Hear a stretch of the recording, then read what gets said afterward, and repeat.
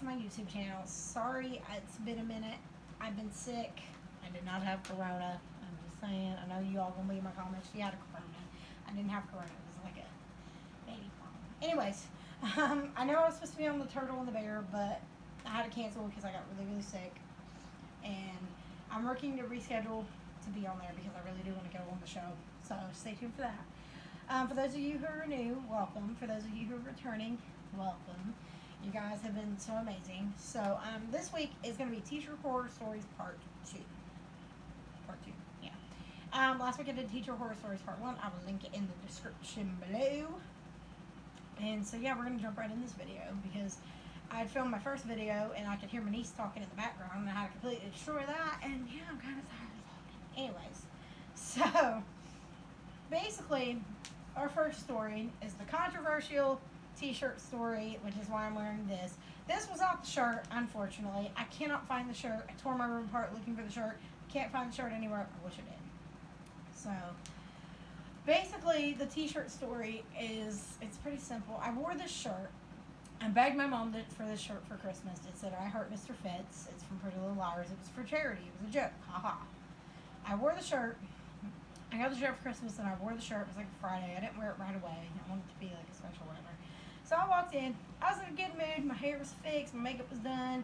I had my shirt on all snug and tight. It was cold outside. Didn't care. I wanted to show my shirt off. So I have my backpack and I'm walking and I'm happy. And the way the school is, hey, it looks like a prison. But anyways, that's on another note. But so here's the school. Here's all the doors. And you open the door and you have to walk through the office just to get through to go up the stairs to the gym until they dismiss you to go to the locker and home and yada yada. Well, we're usually never this early, so usually we're walking in at like, the bell was ringing to go home or whatever, we're in a hurry. Which if that would have been the day, I probably would have got away with this shirt for the most part, but it wasn't. So I'm walking in and here's Miss Shaw, hands on her hips. You can't wear that shirt. Again, talking to me. She's telling me it's a t-shirt joke. She's like, that shirt is promoting a student-teacher relationship and it is inappropriate and yada yada yada. First off, how you know what this shirt is? You obviously had to be watching the show to know what this shirt is. So please explain to me how you know what this shirt is, because I mean, I'm just saying, like, how else would you know what the shirt is? But anyways, she's like, you can't wear that shirt. You need to call your mom or something else because you're not wearing that shirt. And I'm like, okay, whatever. She already done killed my mood. Instead of thinking to say, hey, mom, just bring me a shirt to change into, I called my mom. I can't remember what I told her it was for, but I wasn't going to tell her Shaw was after me again because she probably would have been in that office and it would have been really, really bad. But anyways, so I go home, I changed. Oh, excuse me. Kind of tempted to go to bed at this point because she done ruined my mood and I want to sleep. But anyways, so I changed the shirt, go back to school. This plain old ugly shirt is nothing compared to my Pretty Little Liars shirt. And she's like, you need to sign that green card because you're late. Again. Me? What? I'm late because you got butthurt over my shirt, you crazy nut job who doesn't deserve to work with kids. I was screaming it in my head. I was screaming it. I was screeching it. It was going through my head. And I'm like, I'm not signing that. I'll sign that tardy slip, but I'm not signing that green card because for the simple fact I was late because I had to go home and change my shirt because of you. And I didn't think, but I had my jacket in my locker, so I could have easily just put my jacket on and wore it like when she was around and then just kind of unzip it, take it off in class. But anyways, besides that point, she really wanted me to sign a green card because I was late, and I was late because of her. See my point here? So that's the big controversial story. Like I said, I kind of just, I summed it up because I did my first video and my niece started yibber yabbing and she didn't realize I was recording, or she must have forgotten or something. I don't know. So like I had to like stop that and redo this, and I don't like. And it was like I just talked for 15 minutes, and I got to talk for more because I have to redo it. But anyways, so on to my second story. Then my senior year, and this again, this is about Shaw. At this point, she's principal. She's not assistant principal, so it just makes her look even worse.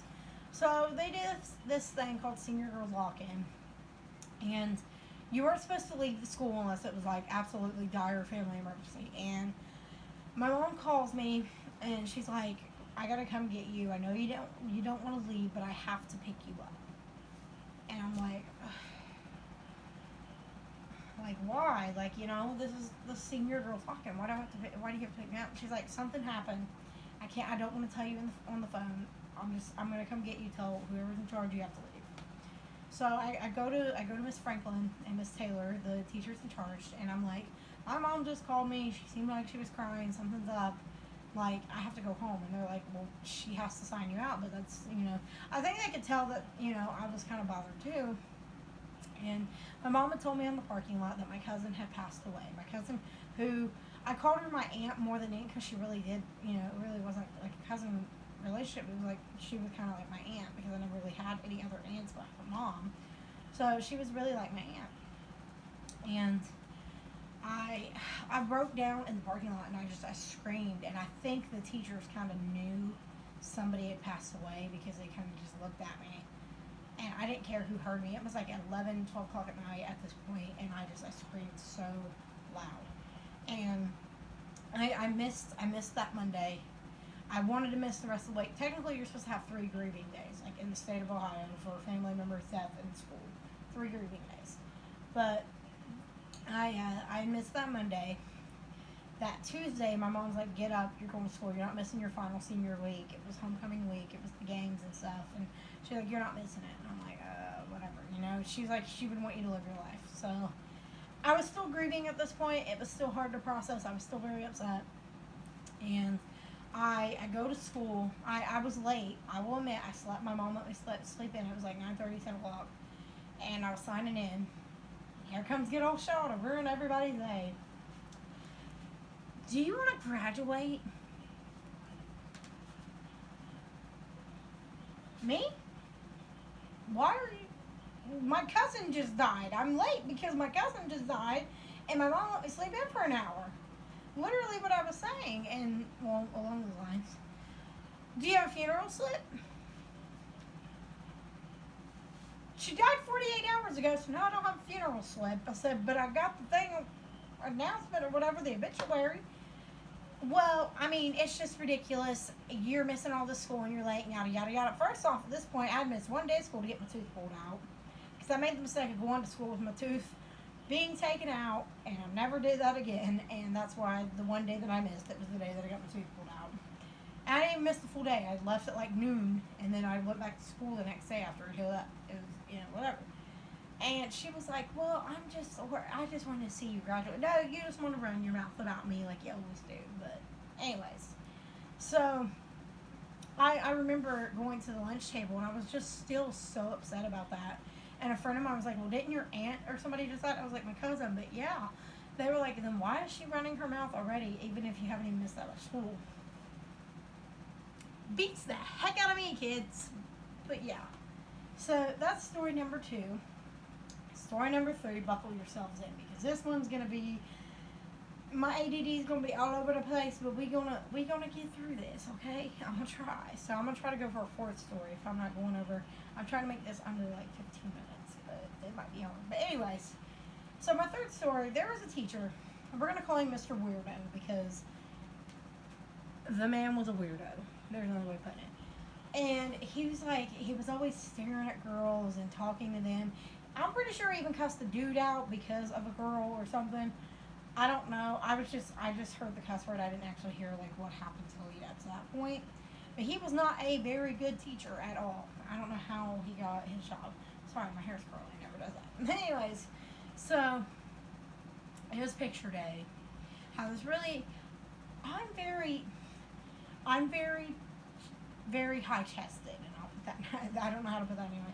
I don't like it. I hate it. And even in high school, like I was growing more than most girls, and I call it the Atkins curse. God bless my mother. But I was a little more developed than the other girls, and I had a really pretty dress on, and my hair was crimpy, and I had a headband in, and I had makeup on. Yeah, it's picture day. My mom was like, "Well, I'm gonna buy your picture, so you're gonna dress up." Didn't want to, but you know, mama's rules. So I was sitting there in biology.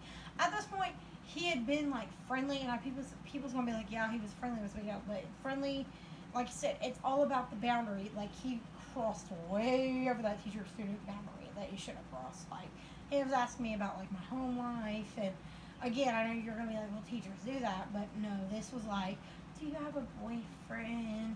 You know, how are you?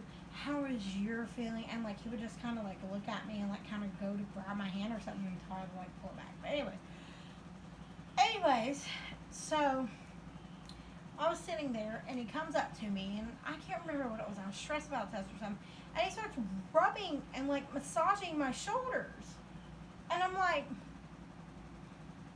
"What the heck are you doing on me? Don't touch me. Don't touch my body. I don't like people touching me. I don't. No, my body, not yours. No means no. Zip it. Period. You in the back. Yeah." So, and he's like, "Oh, I was just what, dude? How do you even justify what you was just doing?" And I remember going to the principal's office because Shaw wasn't principal at the time; she was the assistant principal. And I was sitting there thinking, do I need to tell about this or do I not? And a friend of mine, well, she wasn't really a friend, she was an acquaintance, and I was telling her about like what happened, and she said he's done that to a couple of other girls and made them feel uncomfortable. And I'm like, are they willing to come forward so I don't have to? Because at this point, this was after she told me to move schools. It was my fault I was getting bullied. So I'm like, this is going to be another fight. And so two girls came forward and said it. Because at this point, he brought me a Justin Bieber like gift set. I loved Bieber when I was like 15, and he had brought me a Justin Bieber gift set. It wasn't my birthday. It wasn't like, you know, Christmas, whatever. And he just bought it, and he sat on my desk, and he said, "This is for you. I hope it makes you happy." And I'm like, pretty sure you're not supposed to do that, home dude, but I ended up throwing it away. I know people's gonna be like, "That's so mean," but it's creepy. I threw it away. I did. It really was like, it was horrible. But anyways, so I threw it away, and that's when I was like, okay, you know, if they, whether or not they report it, I'm going to report it. I didn't even have the chance to when Shaw pulled me to her office. "Why are you calling Mr. Weirdo a perv? Check the trash can, check cameras, and talk to two other girls who I'm sure they've told you, or else you wouldn't have pulled me in." "Yeah, they told me your story, but then they said that you were also a victim, and I didn't really. I mean, you're just a troublemaker, so I didn't know what to believe."